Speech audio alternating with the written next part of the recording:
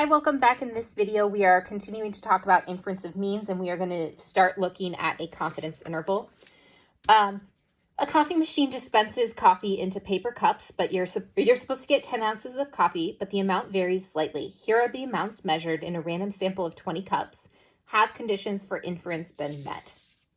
So we are, for this problem, going through checking our assumptions and conditions. So the first thing we want to think about is independence, and it seems fairly reasonable, but I want to check the random criteria as well as the 10%. So for random, they have stated that this is a random sample. So they stated that, so I'm going to write that random is stated. And for 10%, I have 20 cups, which is less than 10% of all cups from this machine. That seems completely within the realm of possibility. So I feel good saying that independence is met. I have no reason to doubt this. If you do have a concern with any of these, you want to make sure that you include that concern. It's not going to necessarily hold you up entirely, but you do want to note that concern.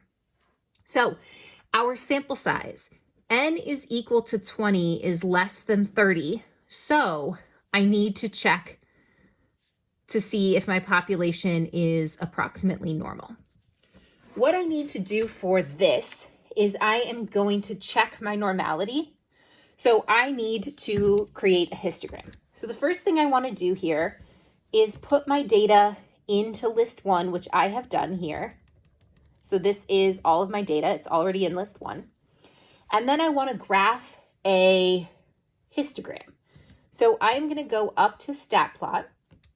I'm going to turn stat plot 1 on, and I am going to go over and choose the histogram. I am going to make sure that I clear that because I don't want to see that. I'm going to hit zoom and 9 for zoom stat, and it's going to graph my histogram. So I'm just going to sketch this. So I've got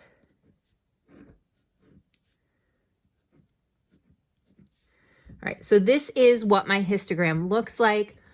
I want to see if I have any outliers. So I'm going to just look at this version of the box plot that shows me outliers. Zoom 9. There are no outliers. And it's approximately mound shaped and approximately symmetrical. It's not perfect. We wouldn't look at this and say, yeah, that's definitely a symmetrical graph.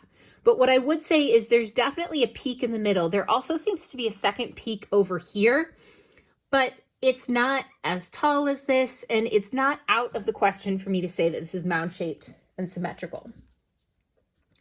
So it is reasonable to believe the amount of coffee dispensed is from a population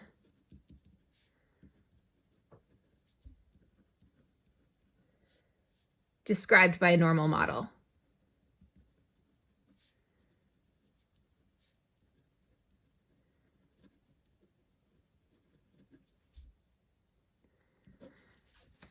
So the larger my sample size is, if my sample size is greater than 30, I don't need to go through this. If I have a very small sample, I'm going to want this to look a little bit better.